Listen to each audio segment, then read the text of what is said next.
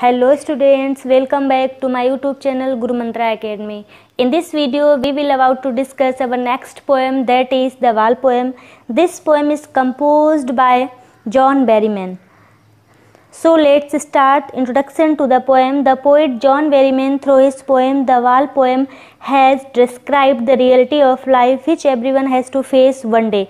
इस कविता के माध्यम से जो कवि हैं जॉन बेरीमैन, उन्होंने डिस्क्राइब करने की कोशिश की है जीवन की वास्तविकता को, जो कि हर व्यक्ति के द्वारा कभी ना कभी फेस करनी पड़ती है, यानी कि everyone has to face the reality of life and the miseries sorrows of life. He has touched the topic of how to stand up against the miseries and sorrow of life.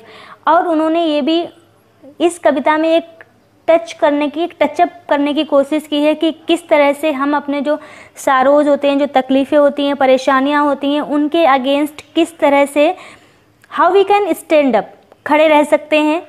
वो सारी चीज़ें इस कविता में कवि ने दिखाने की कोशिश की है. So let's start the first stanza of the poem.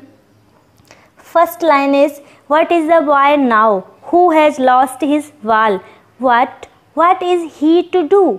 I saw it go merrily bouncing down the street and then merrily over. There it is in the water. First line है what is the boy now, यानी कि अब जो लड़का है वो क्या करेगा. Who has lost his wall, जिसने अपनी वॉल को खो दिया है, जिसकी वॉल खो गई है. What is he to do, अब उसे क्या करना चाहिए. What he should do.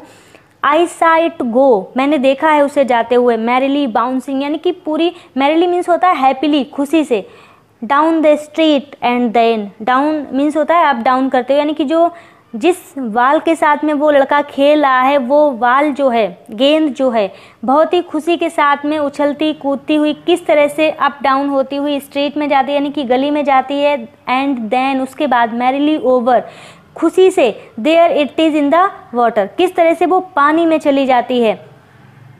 Next move to the let's move to the next stanza. No use to say o there are other walls and ultimate shaking grief fix the boy as he stand rigid trembling staring down all his young days into the harbor where his wall went. I would not intrude on him a dime. Another wall is worthless now. He senses first responsibility. अब देखिए इन lines में कभी पहली जो stanza था उसमें कभी ने क्या कहा था कि अब वो लड़का क्या करेगा जिस बॉल के साथ में वो खेल रहा था, वो किस तरह से मतलब हंसती खेलती हुई, उछलती कूदती हुई किस तरह से वो पानी में चली जाती है. अब वो उस जो लड़के का रिएक्शन है वो क्या होगा. No use to say o there are other walls. अब अगर हम कहें कि उस लड़के से ये कहने का कोई मतलब नहीं है, there is no use to say that there is another ball, यानी कि कोई दूसरी वॉल हम तुम्हारे लिए ला देंगे, तो ये कहने का कोई भी मतलब नहीं है, कोई सेंस नहीं है. An ultimate shaking grief fix the boy, क्योंकि अल्टीमेट मीन्स होता है आखिरी, लास्ट. शेकिंग वही मतलब एक डर की, एक तरह दुखी होकर, बहुत ही बुरी तरह से वो परेशान है, सैड है.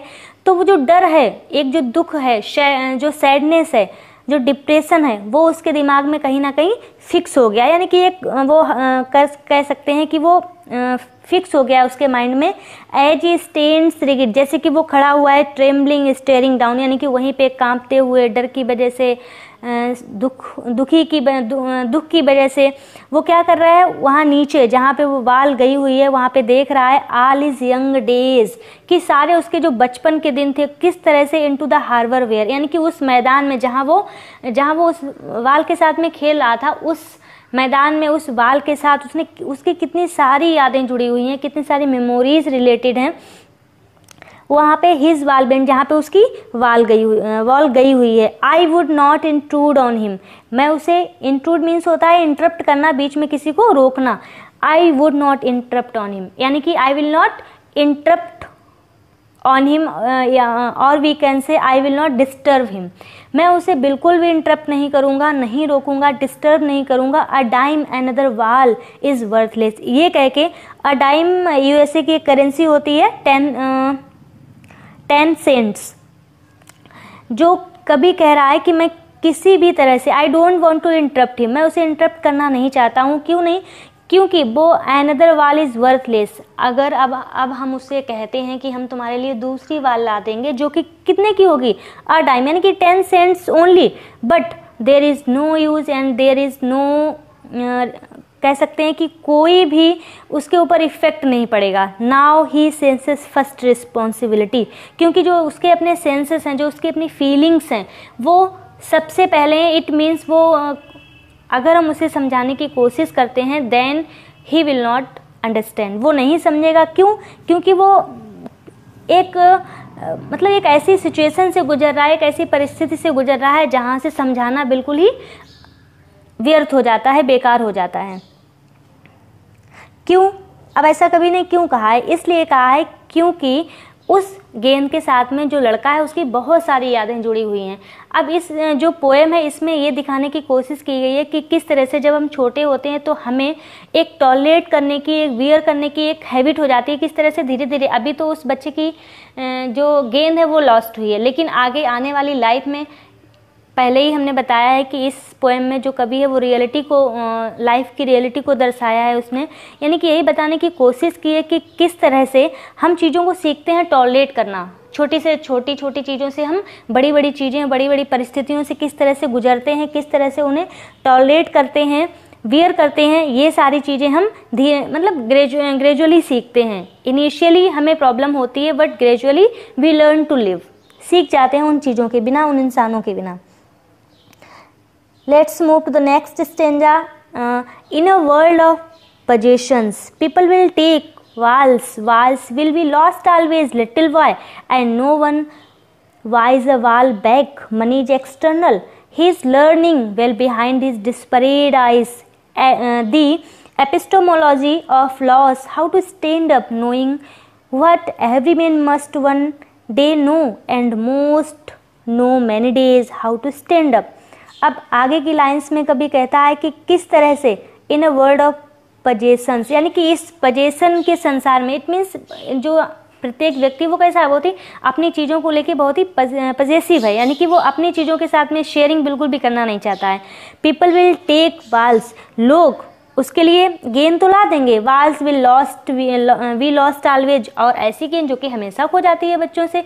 बहुत सारे टॉयज ऐसे होते हैं जो बच्चों के खो जाते हैं और उन्हें ये कह के सांत्वना दिला देते हैं कि हम दूसरा ला देंगे, लेकिन we don't try to understand the feeling of that child, कि मतलब उसकी कितनी यादें, कितनी मेमोरीज उस टॉयज के साथ में जुड़ी हुई हैं। तो कोई भी अगर ये कहे कि उस छोटे से बच्चे के लिए हम दूसरी गेंद को ला देंगे, then there is no use and no one buys a ball back, और कोई भी व्यक्ति उस गेंद को जो उससे जुड़ी हुई है, जो उससे इमोशनली टच्ड है, कोई नहीं ला सकता है। मनी इज एक्सटर्नल, यानी कि जो पैसा है, जो धन है, जो वेल्थ है, वो क्या है, वो सिर्फ मटेरियलिस्टिक थिंग्स को खरीद सकता है, यानी कि सिर्फ चीज़ों को खरीद सकता है, फीलिंग्स को, इमोशंस को नहीं खरीद सकता है।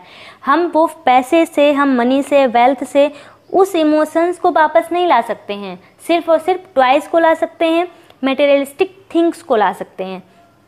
He is learning well behind his desperate eyes, यानी कि he is learning, he try to learn, वो सीखने की कोशिश कर रहा है। वेल बिहाइंड हिज, अपनी डिस्परेट मीन्स होता है उदास, कहाँ गया, होपलेस, यानी कि आशा रहित जो होते हैं, जिसमें कह सकते हैं कोई आशा ही ना हो, ना उम्मीदी से, वो क्या कर रहा है, सीख रहा है। Well behind it desperate eyes, यानी कि अपनी होपलेस आँखों के साथ में, यानी उसकी आँखों में कोई भी होप नहीं है, कोई भी आशा नहीं है, कोई उम्मीद नहीं है।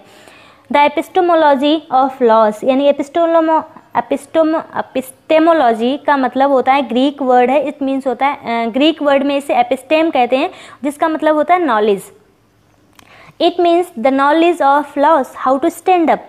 कभी कह रहा है कि वो ये सीख रहा है, he is trying to learn how to bear loss of something, यानी कि किसी चीज़ को खो देने का जो एक गम होता है, जो तकलीफ होती है, उस तकलीफ को वो टॉलरेट करने की कोशिश कर रहा है। And he begin to learn, वो सीख रहा है, सीखने की कोशिश कर रहा है कि कैसे उसे टॉलरेट करना है। हाउ टू स्टैंड अप, कैसे वो अपने आप को स्टैंड अप करेगा, कैसे अपने आप को मतलब लाइफ को सर्वाइव करेगा। Knowing what every man must one day know, और ये जानते हुए कि प्रत्येक व्यक्ति को ये जानना चाहिए। And must know many days how to stand up, यानी कि किस तरह से हमें अपनी आने वाली जो लाइफ में उसमें जो सिचुएशंस होंगी, जो परिस्थितियाँ होंगी, जो सर्कमस्टेंसेस होंगे, दैट विल बी हमेशा कैसे होते हैं, एक तरह से कह सकते हैं कि हमेशा हमारे विरोध में होंगे और we will learn to face them. हमें उन्हें फेस करना है और हमें सीखना है कि हम किस तरह से उन्हें फेस कर सकते हैं। तो इन लाइंस में कभी ने इस छोटे बच्चे इस पोएम के थ्रू कभी ने ये एक्सप्रेस करने की कोशिश की है, डिस्क्राइब करने की कोशिश की है कि किस तरह से हम जब छोटे होते हैं तो छोटी छोटी चीज़ों को लेकर मतलब हम परेशान हो जाते हैं, दुखी हो जाते हैं, लेकिन इस तरह से हम क्या करते हैं, उस समय हम क्या कर रहे होते हैं, we begin to learn how to live without that toys, that walls और we can say other materialistic things. उन सारी चीज़ों के बिना हम कैसे जीना सीख जाते हैं, हमें खुद नहीं पता चलता है, यानी कि रहने लगते हैं उस तकलीफ के साथ में। एंड और एक बार फिर से हम इस पोएम की समरी बता रहे हैं। सो listen, in this poem there is a boy who is playing with a ball. At that time the ball goes into the river. इस कविता में एक लड़का है जो कि बाल के साथ में खेल रहा है और वो सडनली क्या होता है, रिवर में चली जाती है। Thus the boy has lost his ball. He gave lesson that is ball full of wisdom through the loss of everyone must learn to bear the pain associated with loss। यानी कि प्रत्येक व्यक्ति को ये सीखना चाहिए कि जो सेपरेशन का जो लॉस का से किसी से सेपरेशन का जो एक पेन होता है, जो तकलीफ होती है, उसे टॉलरेट करना आना चाहिए। The poet assumes a boy who is playing with a ball once the ball bounce out of his control and consequently falls into the water. The losses may be the loss of person possessions or the death of someone near and dear as long as there is a life। यानी कि किसी से भी ये जो loss है, जो हानि है, किसी चीज़ का खोना है, वो किसी से भी रिलेटेड हो सकता है, कोई चीज़ भी हो सकती है, कोई हमारा ऐसा इंसान भी हो सकता है जो हमारे बीच नहीं है, या फिर कोई ऐसा जो हमें अपनी जान से ज़्यादा प्यारा होता है वो हमसे दूर चला जाता है। तो ये जो सेपरेशन का जो पेन है वो हमें सीखना चाहिए, यानी कि जो किस तरह से हम उसे टॉलरेट करना सीखेंगे। As long as there is life everyone has to bear many types of losses, therefore we need to learn the way for becoming those losses। यानी कि किस तरह से हम सीख जाते हैं उस तकलीफ को सहना, उस दर्द को सहना। So this was the summary of the poem. I hope कि आप लोगों को पसंद आई होगी, और अगर पसंद आई हो तो लाइक कीजिएगा, शेयर एंड सब्सक्राइब कीजिएगा। Thank you so much.